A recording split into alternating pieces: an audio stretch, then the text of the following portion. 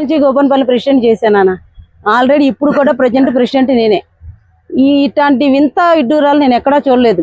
10 గ్రామాలు తిరిగి టీడీపీ గెలవాలి, జనసేన గెలవాలని 10 గ్రామాలు తిరిగి ఓట్లేసి గెలిపించాం మేము. ఇవాళ నా భర్తను కోల్పోయింది కూడా రవీంద్ర గారి గురించి. వాళ్ళ నా భర్తను కోల్పోయి నేను ఇవాళ ఆయన లేని లోటు నాకు బాగా తెలుస్తుంది. ఇప్పుడు ఇదంతా కక్షపూరిత చర్య చేయటం తప్ప ఏమీ లేదు. వీళ్ళందరూ ఇల్లు పోగొట్టేశారు.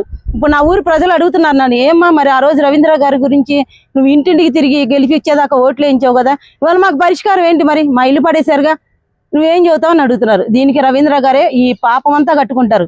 వీళ్ళు ఉసురు తగిలి వాళ్ళు ఎంత బాధలు పడి ఎన్ని నాశనం అయిపోతారు అన్నది వాళ్ళకే తెలియాలి. మాట్లాడమ్మా. నిన్న సగం కొట్టేశారండి. సగం కొట్టిన తర్వాత మళ్ళీ వాళ్ళకి దాన్ని ఏమంటారు, అంతరాత్మ శాంతించల, నిద్ర పడతలేదు వాళ్ళకి. ఏంటంటే నేల మట్టం చేసి నాకు అప్పచెప్పాలన్నారు అంతే.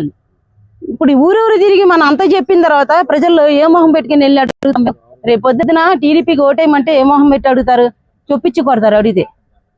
ఇక దీన్ని బట్టి ఏం జరిగిందంటే ఈ రవీంద్ర అనేది ఇక ఈ నామకార్థి. ఈసారి రవీంద్ర అనేవాళ్ళు రారు. టీడీపీ గవర్నమెంట్ లేదు. వాళ్ళు ఈయన చేసిన అన్యాయానికి జనాలు ఎంత ఏడుస్తున్నారు అన్నది తెలిసింది. ఒకటే చెప్తున్నా నేను, మాకు ఇప్పుడు న్యాయం చేస్తారా చేయండి, లేదు అంటే ఇక్కడే ఉంటాం. వారం రోజులు అట్టు పెట్టుకుంటారా, 10 రోజులు అట్టు పెట్టుకుంటారా ఏంటి? ఇక్కడికి వచ్చి మా సమాధానం చెప్పండి. వీళ్ళకి నష్టపరిహారం ఏమిస్తారు? ఆ సెంటరింగ్కి 50 లక్షలు అవుతుంది. సెంటరింగ్కి 50 లక్షలు ఎవరిస్తారు డబ్బులు? వీళ్ళు ఏమన్నా డబ్బులు ఉన్న వాళ్ళ? గబగబా వచ్చారు, రాత్రి అర్ధరాత్రి పడేస్తామన్నారు. లేసాము, ఏం పడేయాలి. తెల్లారి పొద్దున వచ్చారు, బుల్డోజర్లు తీసుకొచ్చారు, పడేశారు. సెంటరింగ్ కూడా తీసే టైం కూడా ఇవ్వాలి. ఆ వచ్చిన వాళ్ళు బెదిరేసి పంపించేశారు. మేము నేలమట్టం చేయాల్సింది, ఇలానే చేయాలి నేలమట్టం, అది మాకు ఆర్డర్ ఇచ్చారన్నారు. ఇప్పుడు సెంటరింగ్ డబ్బులు ఎవరు కడతారు? ఆ పునాదులు సహా లేపేశారు.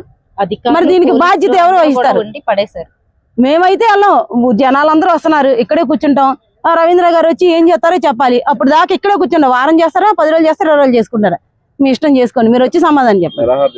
నిరాహార దీక్ష చేస్తున్నాం.